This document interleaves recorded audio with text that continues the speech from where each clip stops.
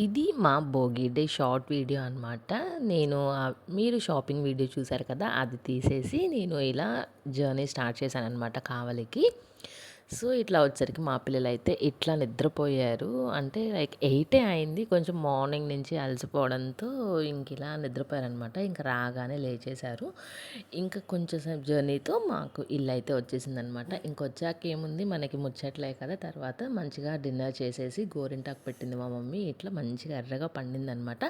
ఇక వచ్చేసింది Bhogi day. Night పడుకున్నాక మంచిగా భోగి మంట ఏసేసుకొని తర్వాత రంగోలి కూడా వేసేసామనమాట.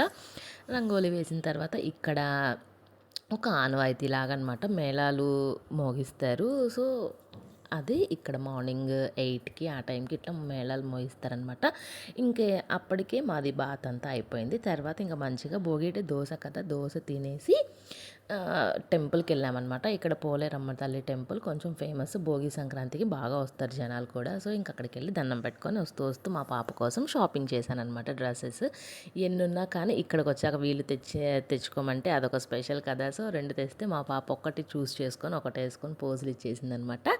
తర్వాత నార్మల్‌గా దేవుడికి నైవేద్యం పెడతారు కదా! హల్వా పెడితే ఇంకా హల్వాని ఎట్లా తినరనేసి కొంచెం మా మమ్మీ హల్వా పూరి స్వీట్ లాగా టర్న్ చేసిందనమాట. హల్వాని కాస్త ఇక ఆ హల్వా పూరి కూడా తినేసి మార్నింగే తర్వాత మా ఫ్రెండ్ వాళ్ళ ఇంట్లో భోగి పళ్ళు సెరమనీ ఉంటే ఇంక అక్కడికి వెళ్ళామనమాట. అందరం కలిసి భోగి పళ్ళు చూసుకొని అటునుంచి అటు పిల్లలతోటి రెస్టారెంట్‌కి వెళ్ళామనమాట. ఇలా మా డే అయితే ఎండ్ అయిపోయింది.